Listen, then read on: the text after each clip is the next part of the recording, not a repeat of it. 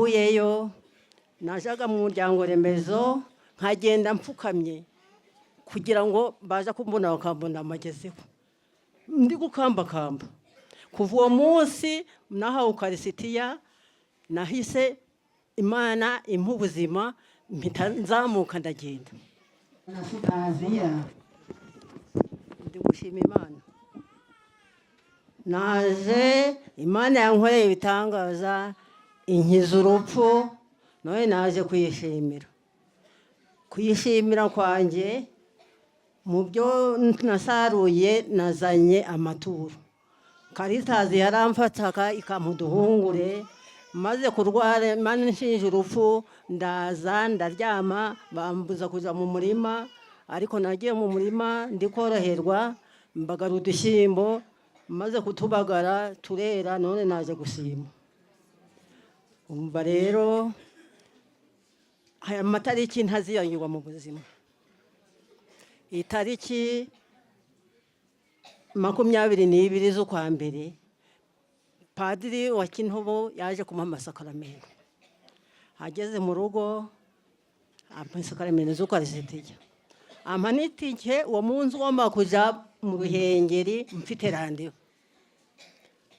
Ndasenga ndagenda mba mu rugo n'amaguru bampaye ukarisitiya, ngera ku cyapa ampa itike ntega imodoka nja mu Ruhengeri baramvura.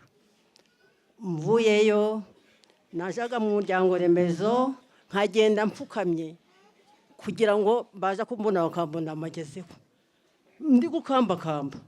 Kuva uwo munsi nahawe ukarisitiya nahise Imana impa ubuzima mpita nzamuka ndagenda. Ndi kumushima.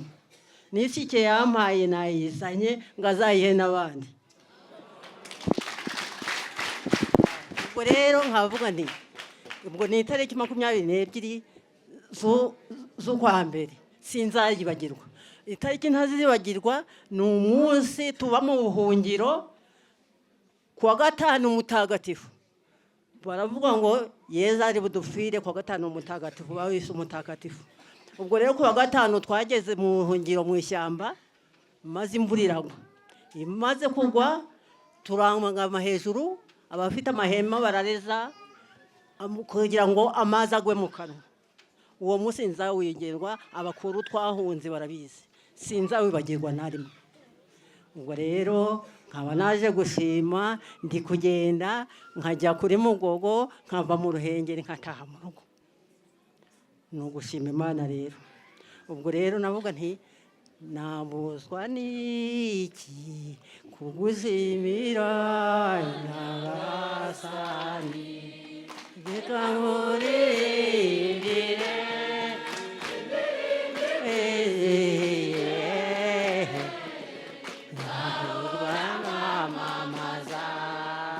Ukarisitiya rero, mukarisitiya